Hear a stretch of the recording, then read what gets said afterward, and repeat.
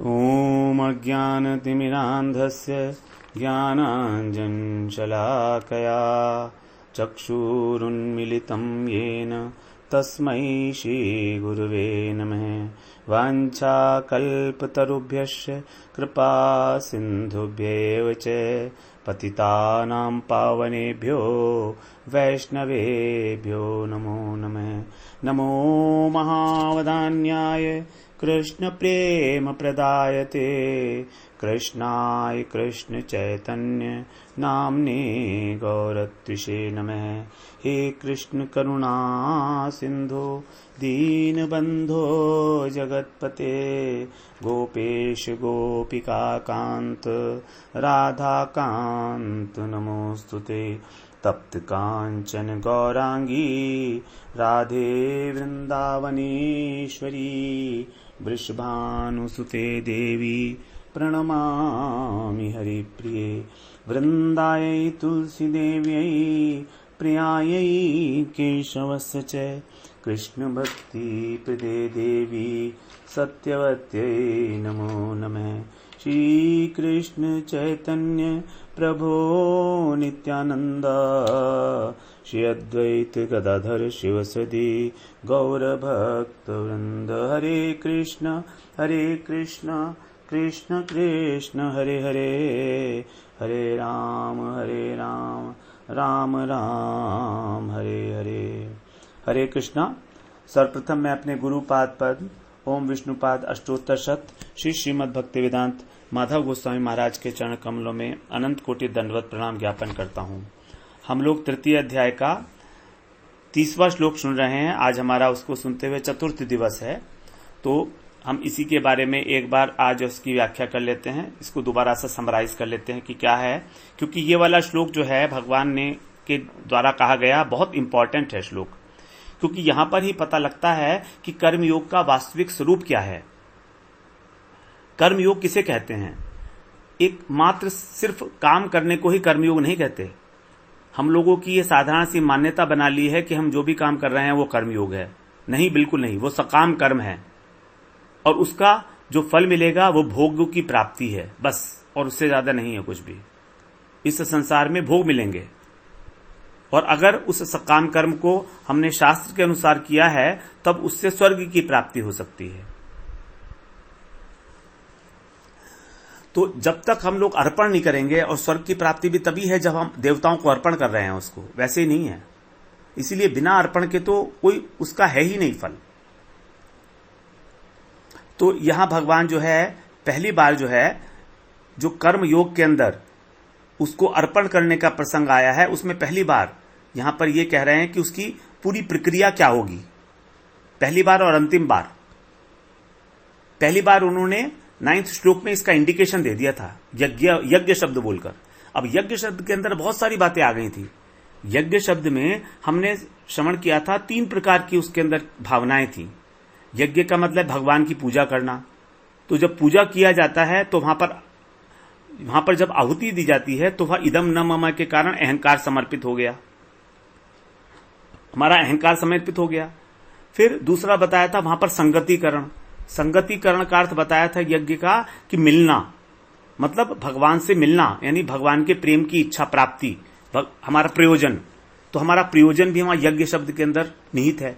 और तीसरा अर्थ बताया था यज्ञ का दान। दान का मतलब क्या है? अर्पण करना।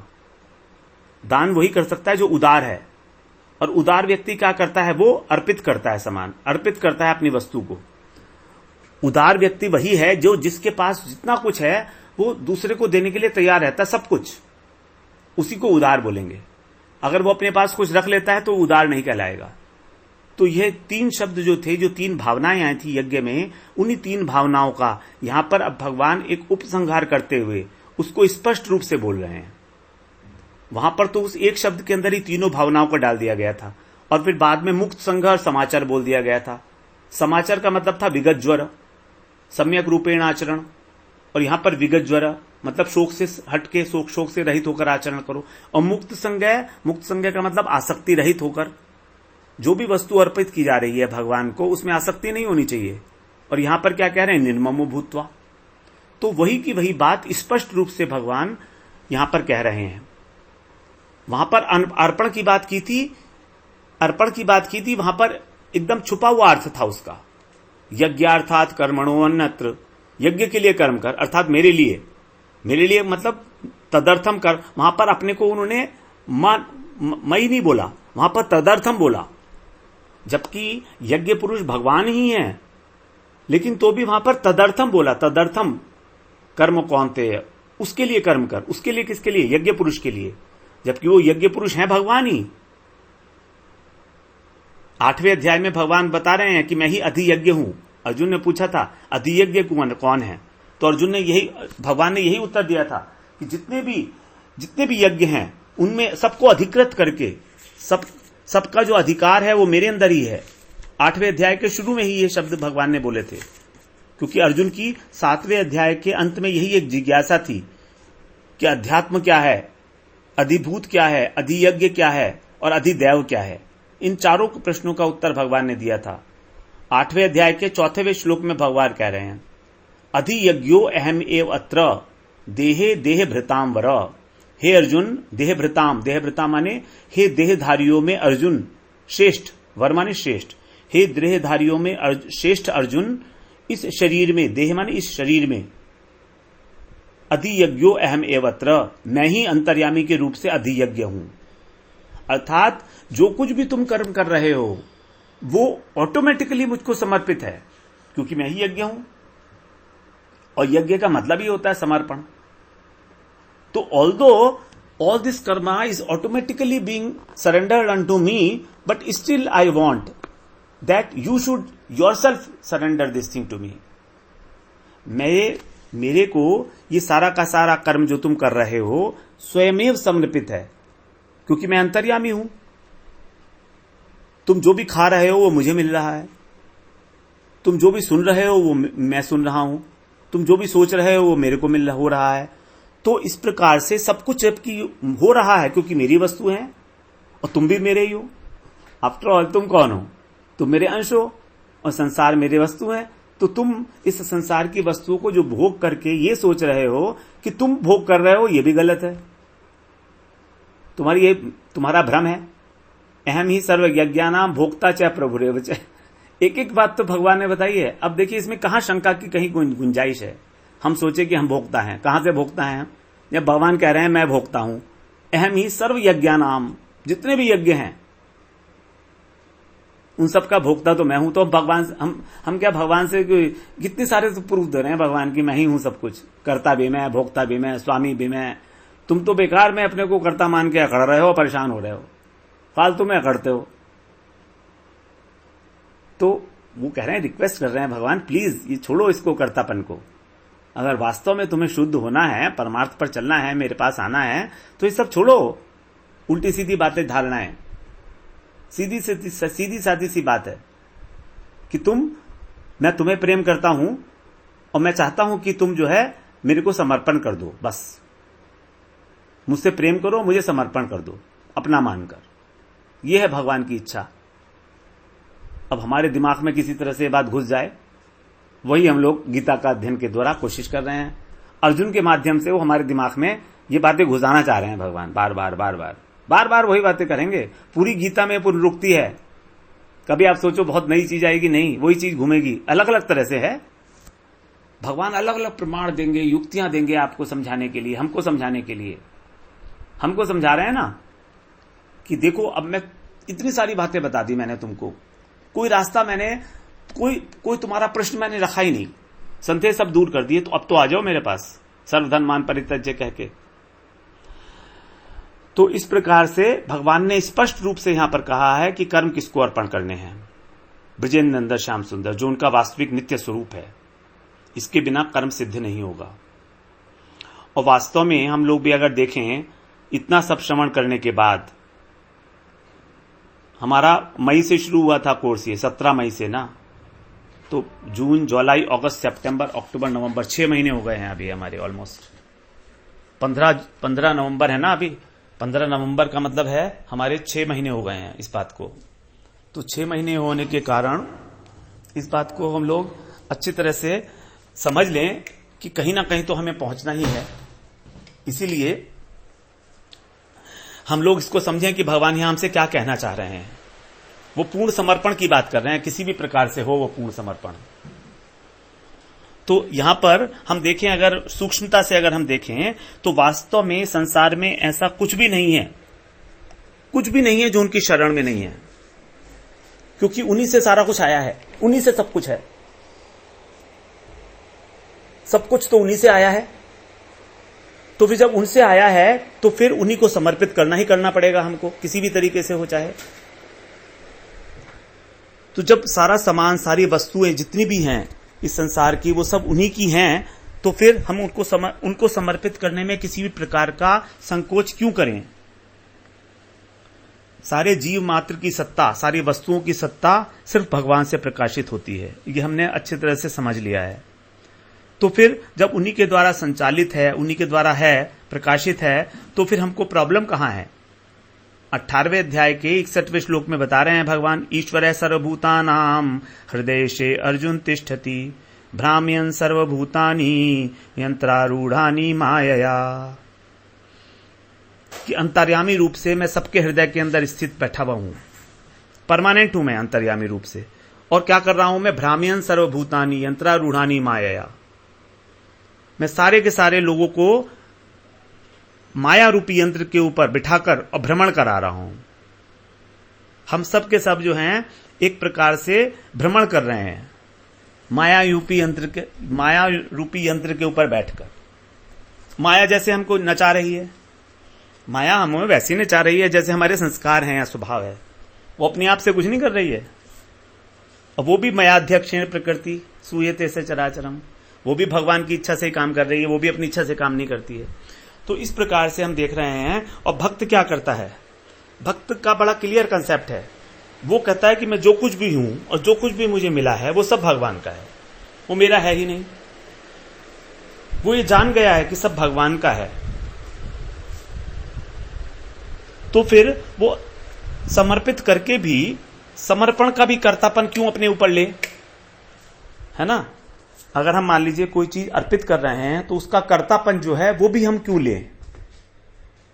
उस भाव को हमने समर्पित किया, जब उन्हीं का था तो उनको समर्पित करने के द्वारा जो कर्तापन का भाव पैदा हो रहा है, हम वो भी क्यों अपने मन में रखें कर्तापन का भाव। तो इसलिए वो क्या करता है, इस जगत में कुछ भी नहीं करता है, वो इस जगत में भगवान के लिए ही सारा काम करता है, उन्हीं के प्रसन्नता के लिए। वो अपने बच्चों की देखभाल रखता है, करता है, सब कुछ करता है, लेकिन प्रसन्न उसका उद्देश्य है भगवान को प्रसन्न करना। अब ये देखिए कि इसमें भगवान प्रसन्न कैसे होंगे, ये एक थोड़ा सा सोचने की बात है कि भगवान हमारा अपना कर्तव्य कर्म कर रहे हैं हम, तो भगवान प्रसन्न कैसे होंगे, या उनको अर्पण करेंगे तो वो प्रसन्न कैसे होंगे। तो इसके लिए एक उदाहरण देख लीजिए। जैसे मान लीजिए एक बच्चा है मान लीजिए, है ना, एक छोटा सा बालक है। अब वो आंगन में कोई चाबी पड़ी हुई है, तो उस चाबी को उठा के जब उसने अपने पिताजी को दे दी तो पिताजी कितने प्रसन्न हो जाते हैं और बोलते हैं वाह बेटा वाह। तो अब देखिए, वो बच्चा भी पिताजी का, वो आंगन भी पिताजी का, और वो चाबी भी पिताजी की। उसी प्रकार से हम भी भगवान के, ये संसार भी भगवान का, और इस संसार की वस्तुएं भी भगवान की। तो इस संसार में से संसार की वस्तुओं को उठा के अगर हमने भगवान को दे दिया, तो वैसे ही जैसे कि एक पिता प्रसन्न हो जाता है, जब छोटे से बालक ने उनको दे दिया सब कुछ, तो क्या होता है, पिताजी बहुत प्रसन्न हो जाते हैं। वो चाबी के मिलने से प्रसन्न नहीं होते कि उनको चाबी समर्पित कर दी, नहीं, हमने भगवान को भोग लगा दिया, वो इससे बिल्कुल प्रसन्न नहीं होते। लेकिन जो हमारे भगवान को भोग लगाने के पीछे जो भाव था, जो बच्चे का भाव था, देने का भाव, उस देने के भाव से प्रसन्न हुए। तो देखिए, भगवान यहां पर देने के भाव से प्रसन्न हो रहे हैं। और पिताजी क्या बोलते हैं, वो बोलते हैं कि अपना हाथ उठाकर ऊपर, वो बोलते हैं कि तू इतना बड़ा हो जा, तू इतना बड़ा हो जा, उसको आशीर्वाद देते हैं। अर्थात वो अपने से भी उसको ऊंचा बना देते हैं, इतना बड़ा अपना हाथ उठाकर बोल रहे हैं कि मुझसे भी बड़ा हो जा तू। यही है उनकी प्रसन्नता का कारण, कि उस बच्चे में जो देने का भाव था, उसी के कारण उनको वो प्रसन्नता की प्राप्ति हुई है। तो उसी प्रकार भगवान, जब हम अपने कर्म और कर्म फल को उनको अर्पित करते हैं, तो वो भी प्रसन्न हो जाते हैं, और उनके प्रसन्न होने के बाद तो फिर कर्मयोग सिद्ध हो ही गया पूरा का पूरा, इसमें कोई शंका ही नहीं रही किसी भी प्रकार की। इसके विपरीत अगर हम कोई चीज समर्पित करते हैं किसी को, तो ये वाला एक इंस्टेंस है कि इसमें बालक जो है अपने पिताजी को कोई चीज अर्पण कर रहा है ना, ये एक विचार है। अब दूसरा विचार सुन लीजिए एक बार, वो उससे भी पता लग जाएगा कि क्या उसमें प्रॉब्लम क्या है अर्पण करने में।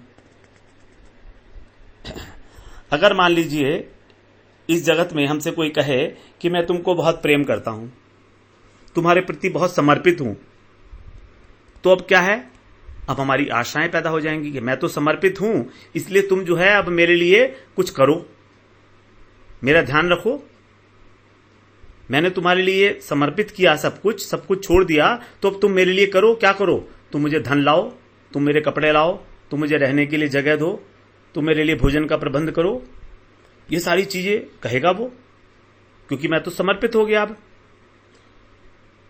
तो क्या इस प्रकार के समर्पण करने वाले से हम प्रसन्न हो सकते हैं कभी?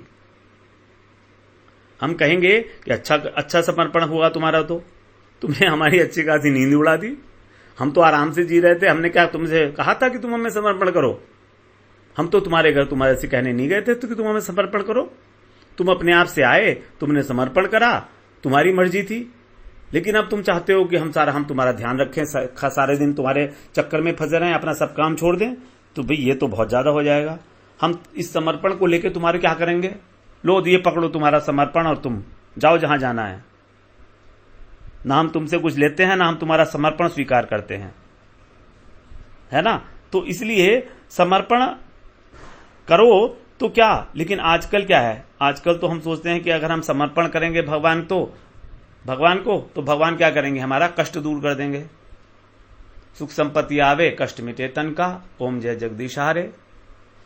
बड़ा क्लियर है कि भी तेरा तुझको अर्पण क्या लागे मेरा, मैंने तो समर्पण कर दिया, अब तू मेरा कष्ट दूर कर दे, और करना ही पड़ेगा अब तो तेरे को। ये भगवान को हमने कंडीशन लगा दी, तो भगवान क्या प्रसन्न होंगे?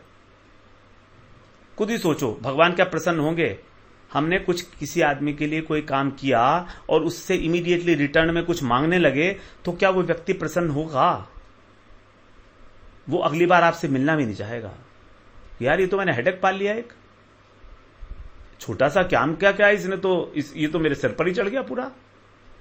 और हम भगवान को क्या दिए, थोड़ी सी मिठाई खिला दी, थोड़े से फल खिला दिए, और उसके बदले में क्या मान रहे हैं, मेरे को नौकरी दे दे 2 लाख रुपए की, मेरे को नौकरी लगवा दे, मेरे को मकान दे दे, मुझे गाड़ी दिला दे। बताओ, मतलब कोई छोटी मोटी चीज भी तो नहीं मांग रहे हैं पूरी की पूरी बड़ी बड़ी चीजें। तो ये हमारा एटीट्यूड है इस तरह का। तो इस तरह से अगर भगवान देना चाहे तो खुद दे देंगे, ऐसी बात नहीं है। कभी भगवान, ये नहीं है कि भगवान कम देंगे।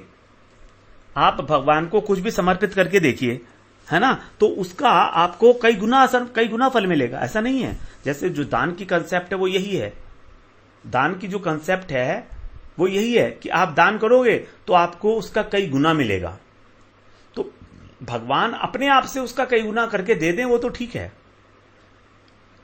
लेकिन अगर हम उसको खुद ही मांगने जाएंगे तब वो उस समर्पण का हम अवमूल्यन कर देंगे। वो समर्पण भी नहीं रहेगा, वो अर्पण जो किया वस्तु, जो दान है, वो दान भी किसी प्रकार का नहीं रहेगा। तो इसी प्रकार इस तरीके से हम जो हैं 2 प्रकार के व्यक्ति देखे गए हैं। एक तो जो भगवान की वस्तु को अपना मानकर उनको देते हैं, अपना मानकर कि मेरा है, मैंने खरीदा है, मैं भगवान को दे रहा हूं, जैसे बहुत बड़ा एहसान कर रहे हूं, तो उनको भी भगवान देते हैं, ऐसा नहीं है, और अधिक ही देते हैं। अपना मानकर दे रहे हैं तो भी ज्यादा देते। जैसे पृथ्वी के अंदर अगर हम कोई बीज बोते हैं तो उसमें वृक्ष होता है, और वृक्ष के बाद वो फिर कितने सारे बीज देती है निकाल के, वो तो उसका स्वभाव है। पृथ्वी अपने स्वभाव से कभी भी नहीं हटेगी। उसी प्रकार से भगवान का स्वभाव है कि जो उनको दिया जाएगा वो उसका कई गुना करके देंगे। वो भोग सामग्री देंगे हमको, वो वास्तविक वस्तु नहीं देंगे। जो देना चाहते हैं, जो उनके पास है, वो नहीं देंगे। वो